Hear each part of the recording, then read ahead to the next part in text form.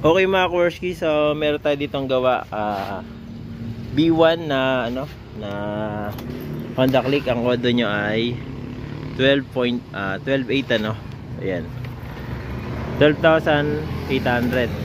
Okay, mag-check engine, lalabas taga check engine mga Kaworski kasi wala yung magneto mga Kaworski. Ang mga mini-maintenance sa 12K, ito pinaka the best na maintenance na gagawin na sa motor. Pinaka the best na maintenance ay kasi sabi ni bossing, dahil nakita niya yung full maintenance ko plus remap, so yun daw yung gagawin sa motor niya. Ang pinaka the best na remap na gagawin sa inyong motorsiklo mga Kaworski, ma-maintenance muna yung motor. Wag kayo magpapa-remap nang wala naman po sa timing yung motor ninyo Ngayon mga Kaworski, pag ako nagre-remap dito, hindi basta-basta remap, maliban na lang kung mapilit yung customer Pag ako nagre-remap mga Kaworski, lagi ko sinasabi sa customer, ipa-maintenance mo muna. Bakit? So naka 12K order na siya mga Kaworski, gusto niya magpa remap, sabi ko ipa-maintenance mo muna. So papasok dito ngayon, i-maintenance muna namin yung motor and then bago namin i-remap. Okay? So sa maintenance, so ito yung mga nakikita natin sa maintenance. Sa 12K order mga Kaworski, ayan yung dumi niya.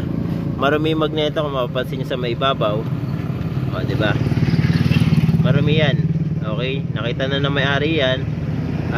Kumbaga malikabok. Kasi mga Kaworski, may fan po kasi yan. Pag may fan, may umihigop. So hindi lang naman po pure na hangin na nahihigop niya, may sumasama pong dumi And then masabay na rin sa magagawa is yung radiator system niya, malilinis na rin niya mga Kaworski So binubuga namin dito ng tubig, and then doon sa mga magtatanong, bakit tubig yung pinanlilinis mo? Pwede naman po yun mga Kaworski. Basta ang gagawin nyo lang, kukompresorin nyo lang, okay? Para matanggal yung naiwan na tubig doon sa may loob ng radiator block o yung sa may cylinder block niya, kasi meron kasing andyan na may tubig din po doon mga Kaworski. Bugaan nyo ng hangin, yun ang pinaka the best na ginagawa natin. And then sa mga maintenance, fuel tank, syempre chine-check up natin yung pressure ng gasolina para sure bull, and then yung filter gas o ring pinapalitan na rin natin. Throttle body, chine-check na rin natin yung TPS kung tama ba yung tama yung TPS nya, yung valve clearance chine-check din natin. So mga sukat ng valve clearance natin mga Kaworski nandun sa may U-box, check nyo na lang. Injector mga Kaworski, nilinis din namin yan, pero yung linis na hindi ko na po sinasalpak sa machine. So meron lang tayo nilalagay dun sa kanilang gasolina na pang FI cleaning. So safety naman po yung mga Kaworski. And sa mga nagsasabi, hindi naman ay kanililinis yan. So mga Kaworski, meron po mga nabibiling mga additive na panglinis na ng ating fuel injected. Okay, so na pwedeng ihalo rin sa gasolina. So ang ginagamit namin is yung BG. So pwede naman natin ilagay sa may tangke, basta konti lang yung gasolina So may proseso kami kung paano kami gumawa na yon. Okay, and then mga Kaworski, yan yung throttle body, and then yung sa may CVT. Okay, chine-check up na rin natin yan para sure yung element, and then yung spark plug cap, yung auto sensor mga Kaworski, nilinis na natin yung auto sensor nya, hindi sa may gilid. Okay, andyan, ito spark plug cap reading mga Kaworski, and then yung spark plug chine-check na rin natin yan. And then pag na-check ko na lahat yung mga Kaworski, doon na natin ipapasok yung remap. Pero bago kami mag-remap mga Kaworski, pinapa-test drive muna namin yung motor. Baka sabihin nila scam yung remap natin, dahil may mga remap kasi mga Kaworski na sabi imbis na lumakas, lumata pa. Kaya nga gagawin namin mga Kaworski, ipapa-test drive muna namin yung motor bago namin i-remap. Okay, pagka na-test drive niya na, napasok na yung remap, doon niya ulit iti-test drive. Titignan niya kung may pinagbago ba, kung may nadagdag ba dun sa ginawang remap mga Kaworski. Hindi, pinapaliwanag ko kung paano yung ginawa ko dun sa kanyang remap So i-demo ko sa kanya yon sa may laptop. So kung ano idadagdagan ko, kung ano ibabawasan ko, kung ano idadagdag ko sa ganyan, bawas sa ganito mga Kaworski.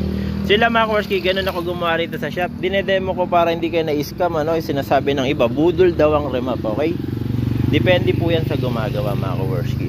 Okay, so sa Kaworski shop, ganun tayo gumawa. And sa mga nagtatanong kung may remap ba ako ng Yamaha, wala pa po mga Kaworski. Loobin po, sige, pagka makakuha tayo na yan. So hanggang dito muna mga Kaworski, at ako ay magme-maintenance muna sa ito yung mga ibang parts.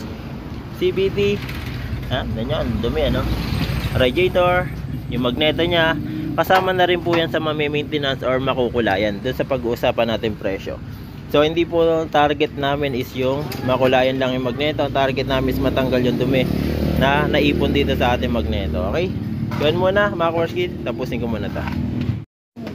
Okay mga Kaworski, so dito sa may shop nga pala, nililinis muna namin to bago natin i-maintenance ano. So wina-wash muna natin. Kung mapapansin niyo yung mga dumi na yan, okay? Yung mga dumi na yan mga Kaworski, wawas natin yan. And then yung ginagamit natin na panlinis dito is degreaser. Ayan. So libre na yan sa maintenance natin mga Kaworski. May degreaser tayo dyan na sabon para yung mga dumi-dumi na yan matanggal ka agad ano. Okay, sige boy, wash mo na.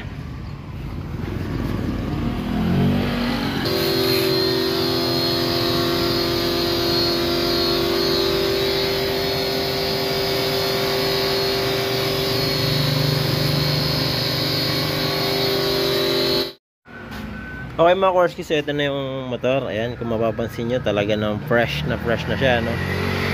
Okay, so mga gagawin naman natin ngayon is doon na tayo magta-timing. So yung mga throttle body mga Kaworski, ito yung throttle body nya. Madumi na, okay? So mga Kaworski, sa full maintenance na ginagawa natin, hindi na po kayo bibili ng mga panlinis ano mga Kaworski. Yung mga panlinis mga Kaworski, hindi na kayo bibili na to kasi nga kasama na yan sa maintenance natin. Okay?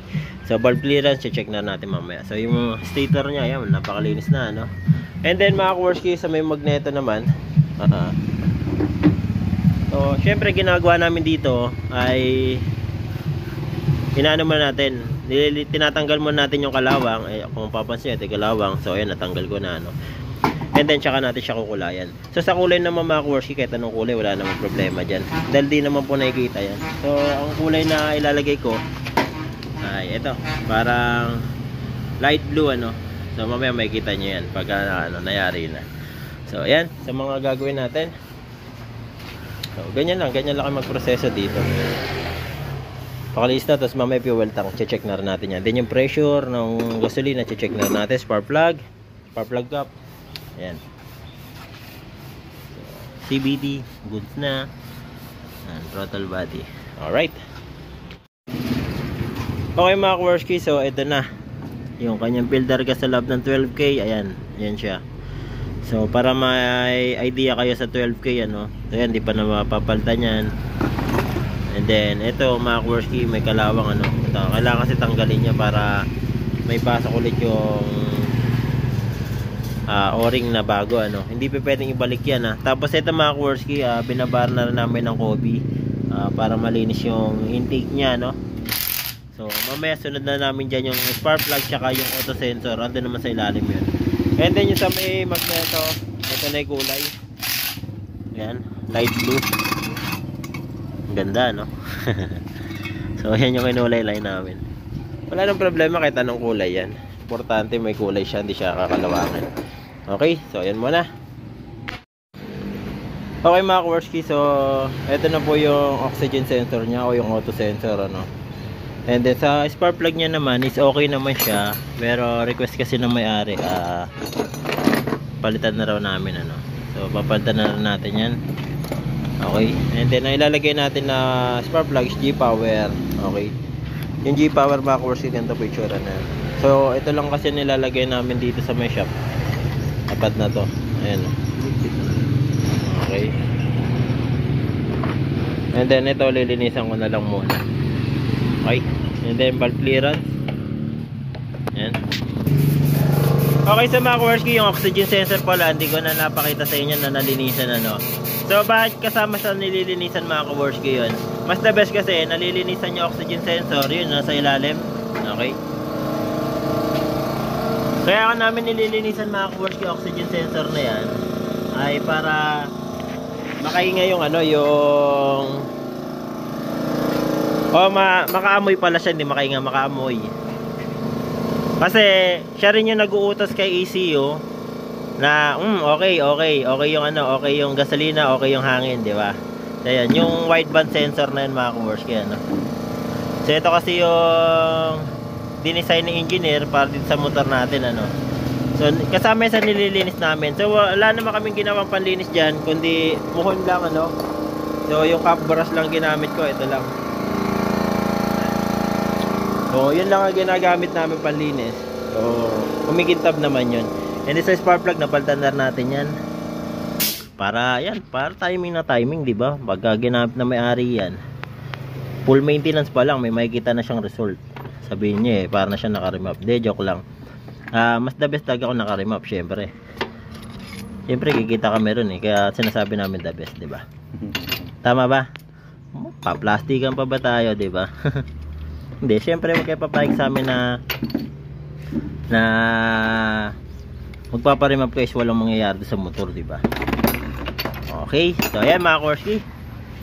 And then naka-ready na lahat, valve clearance. So ayan, di pa na-adjust. So ang sikreto pala mga Korsky sa valve clearance, para hindi po na-adjust yan, isang sikreto dyan mga Korsky, maalaga kayo sa oil. Okay, dahil pagka once kasi na napabayaan nyo sa oil yan, hindi lang yan na ma-adjust. Lahat ng mga nandyan sa part din ng makina ma-adjust yan, pati side bearing, connecting rod, cam bearing, ayan, timing chain.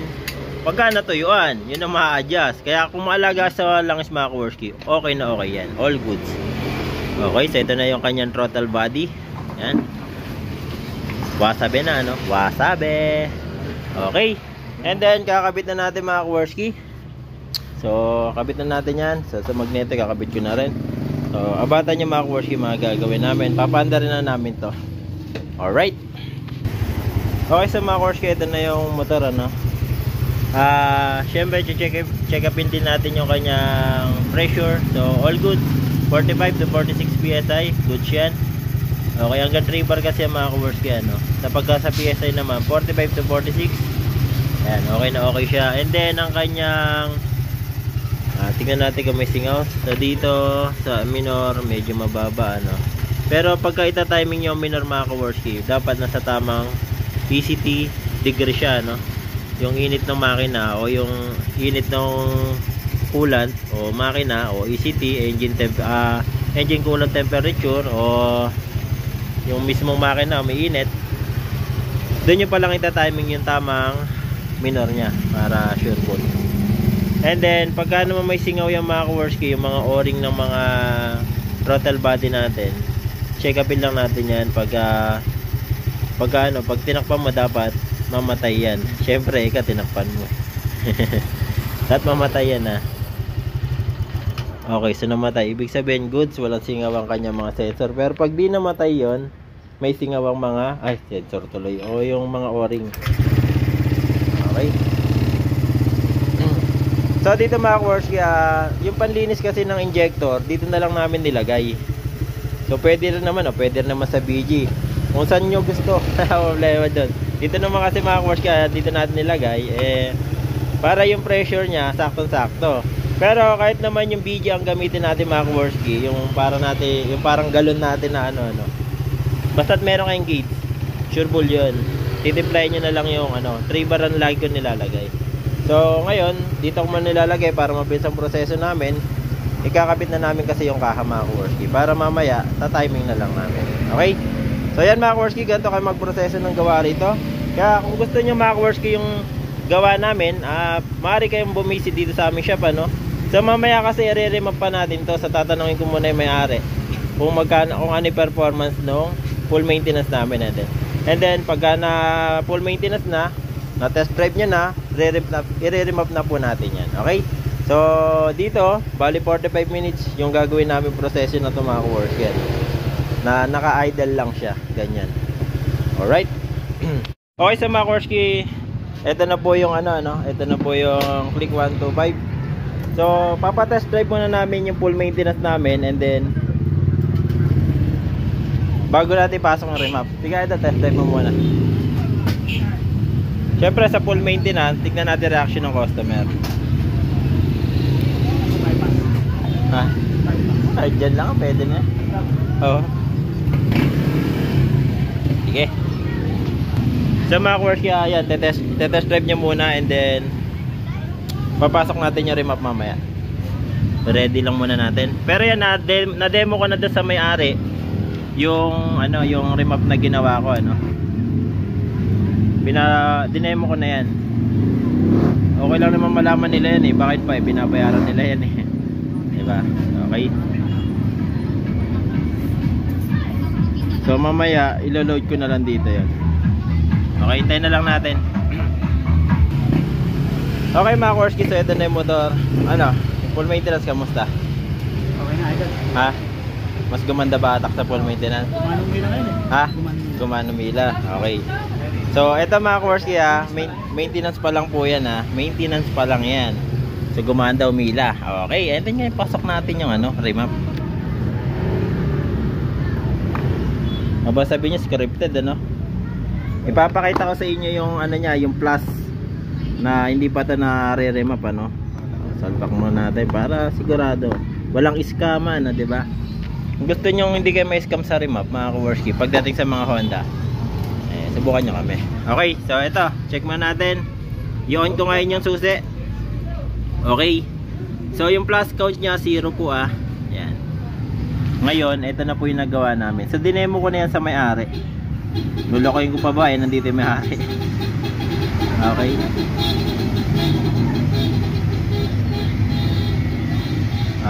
Ano yun eh? Yung may hayahay. Asan na ba? Wala. Lang hanapin lang po natin yung ano. Okay sa mga Korsky, ito na ilo-load ko na siya ano. Ayan, yung may hayahay dan. Okay, pasok natin. Okay na siya. So B71 din ano. Right na natin, okay. So mga Korsky, dinidelete na natin yung ano, yung dating ano program ano. Erase na natin. Okay, erasing plus. And then papasok na yung bago. So magche-check engine na po yan mga Korsky. Okay, wait na lang natin. Off ko muna yung video. Okay, so mga Korsky, ito pumasok na. Try natin ulit ha. Okay, okay ko muna tapos off ko. And then i-on natin. Tignan natin kung naka-1 na yung plus count nya. Ayan na, naka-1 na. Ibig sabihin pumasok na po yung niremap ko ano. So ngayon ipapa-test drive na natin sa may-ari yan. Okay. Test drive na natin sa may-ari. Start natin. So ito na yung remap. Pero bago ko ano yan, boy pakuha nga saglit ng ano, RPM. Ay na ano, diagnostic tool. Che-check ko muna yung RPM nya. So tama natin ng konti. Ito, sakto-sakto medyo mainit na yung makina. Matatiming na natin ng tama yung RPM. Check up natin ulit yung ano, RPM. So yan na, reset na natin yan ha. Na-remap na, na-reset pa ano. Then mga Korsky, syempre kung ano yung naka-load yan na ano, na file dyan sa ECU mo, yun lang yung marireset nya. Baka pagkakaalam nyo marireset dun sa may dati, hindi po ah. Yung remap po hindi po basta-basta matatanggal yan, maliban na lang kung pasukan siya ng bagong program ano. Hindi, bakit ba reset ulit? Para kami titignan ko eh. Bocha. Bandot reset na naman na pindot ko. Tatagalan ako sa ganito. Yan, okay. Tingnan lang natin muna yung parameter. Yan, check. Start. Saitan. Okay. Yan. All good na. Ngayon, pa-test drive natin sa may-ari. Game. Sige. Boy, palagay nga ano. So, tanungin natin yung customer ulit kung may pinagbago ba dun sa dating performance ano. Yung na full maintenance namin ano. Full maintenance plus remap. Sige. Test drive mo idol. Go. Sige, mamaya mo na ba? Tested nyo muna. Okay.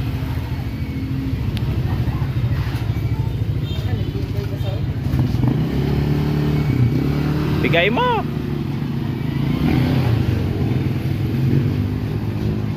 Test.